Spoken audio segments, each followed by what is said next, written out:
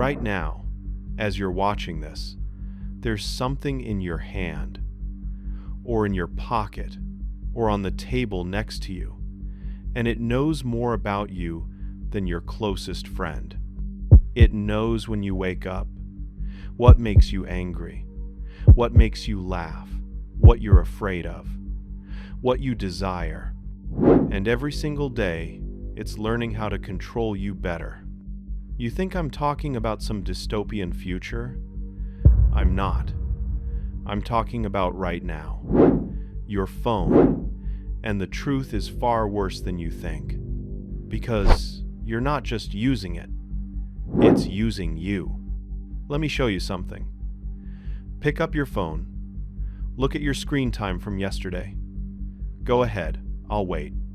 3 hours? 4? 5?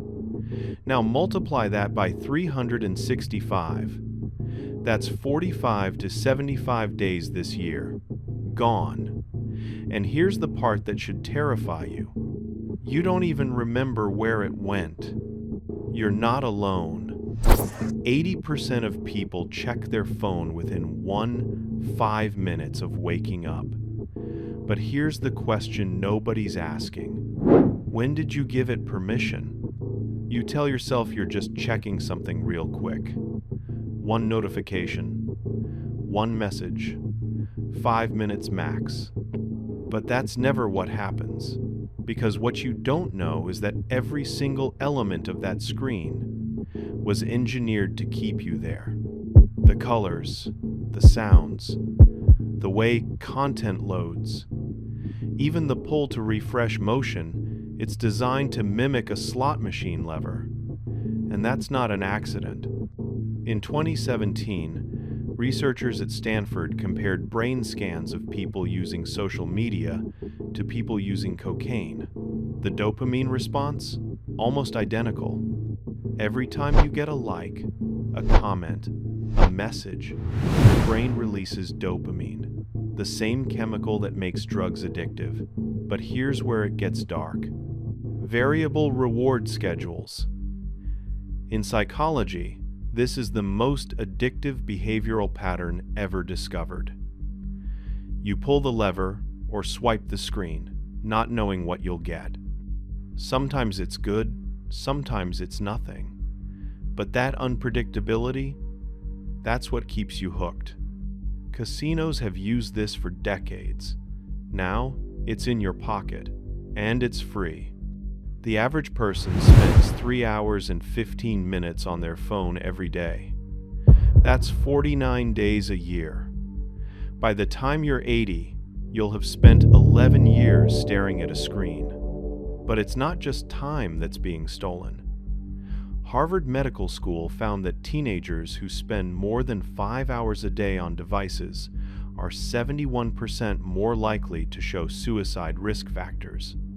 Depression rates have doubled since 2010, the exact year Instagram launched. Anxiety disorders are at an all-time high. And your attention span? 8 seconds. Less than a goldfish. So the question isn't whether you're addicted. The question is, how did they make you this way? These apps weren't built by accident. They were built by some of the smartest behavioral psychologists and engineers in the world. And their job had one goal: keep you scrolling. In Silicon Valley, there's a framework called the hook model. Trigger, action, variable reward, investment. It's a 4-step process designed to form habits. And every app you use follows it. First, the trigger. A notification, a red dot, an email, something external that pulls you in. Then, the action. You open the app, you scroll. The easier the action, the more likely you are to do it. That's why infinite scroll exists. No effort required. Next, the variable reward. Sometimes you see something amazing. Sometimes it's boring, but you never know which it'll be, so you keep going. Finally, investment. You like a post, you comment, you follow someone. Now you've put something into the platform, and you'll come back to see what happens next. This isn't conspiracy. This is design. Intentional, calculated design. But some of the people who built these systems are speaking out. Tristan Harris, former Google design ethicist, said, "These companies are in the business of manipulating your psychology to keep you on their platform as long as possible." Tristan Harris helped design some of these systems, and then he quit because he realized what they were doing. Asa Raskin, inventor of Infinite Scroll, said, "If you don't pay for the product, you are the product." Asa Raskin invented Infinite Scroll, the feature that removes the natural stopping point from browsing. He now calls it one of his biggest regrets. Even a former Facebook executive, Chamath Palihapitiya, admitted, "The short-term dopamine feedback loops that we've created are destroying how society works." Even a former Facebook executive admitted it. These platforms are weaponizing human psychology, and they knew it from the beginning. But why? Why would they do this? The answer is simple: money. Facebook made $117 billion in ad revenue last year. Google, $280 billion. These companies don't make money from you liking their app.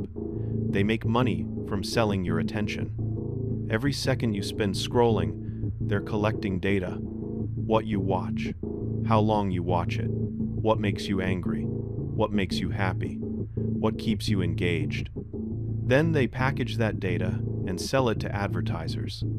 The more they know about you, the more precisely they can manipulate you. You're not the customer, you're the product being sold. And here's the scariest part. The algorithm doesn't care about truth. It cares about engagement. And anger spreads faster than anything else. MIT found that false information spreads 6 times faster than the truth on Twitter. Not because people are stupid, because the algorithm promotes what keeps you watching, and outrage keeps you watching. They're not showing you what's real. They're showing you what works. And slowly, without even realizing it, you become someone else. So what does this cost you?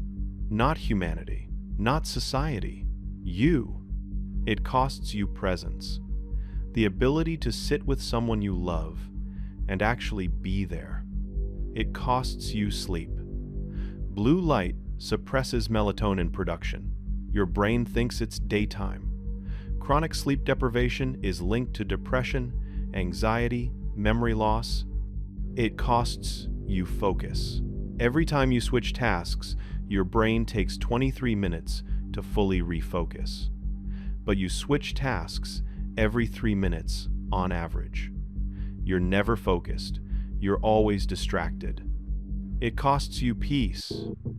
You're comparing your behind the scenes to everyone else's highlight reel, and you always lose that comparison. But maybe the biggest cost is the person you could have been if you weren't staring at a screen. And it's not just personal, it's societal. These algorithms create echo chambers. You see what confirms your beliefs. You never encounter opposing views. The country isn't more divided because people changed. It's because the algorithm profits from division. Teen suicide rates are up 60% since 2007. Hospital admissions for self-harm among girls aged 10 to 14 have tripled. And researchers link it directly to smartphone adoption and social media use. Kids aren't playing outside anymore. They're not having unsupervised adventures. They're not building resilience. They're building avatars. And parents aren't much better. The average parent spends 9 minutes a day in meaningful conversation with their children, but 4 hours a day on their phone. We're living next to each other, but we're not living with each other. But here's the thing. You're not powerless. The moment you become aware of the cage, you can start to see the door. There are people who've quit. Not forever, but intentionally. They set boundaries. They deleted apps. They bought alarm clocks so they didn't need their phone by the bed. One person said, I deleted Instagram for 30 days. First week was hell. But by week 3, I forgot it existed. Another said, I turned my phone grayscale. When everything's black and white, it's way less appealing. And another, I realized I didn't need to document everything. I could just live it. So what can you actually do? Start small. Pick the app you use most mindlessly. Delete it for 1 week. See what happens. Turn your phone to grayscale. Color is dopamine. Remove the color, reduce the pull. Buy a $10 alarm clock. Charge your phone in another room. Your bedroom is for sleep, not scrolling. Turn off every notification except calls and texts from real humans. The rest is noise designed to pull you back in. Use screen time limits, not to judge yourself, but to create friction. When the app locks, that's your reminder. Every time you reach for your phone out of boredom, do something else. Push-ups. Read a page. Look out the window. Retrain the reflex. Look, I'm not saying throw your phone in the ocean. It's a tool, and tools aren't evil. But when the tool starts using you, that's when you have to ask the question, who's in control? The algorithm that was designed to predict you, manipulate you, and profit from you, or you, the person who decides what actually matters? The drug doesn't come in a needle anymore. It comes in pixels, in notifications, in likes. But here's the truth they don't want you to know. You can stop taking it anytime you want. The question is, will you?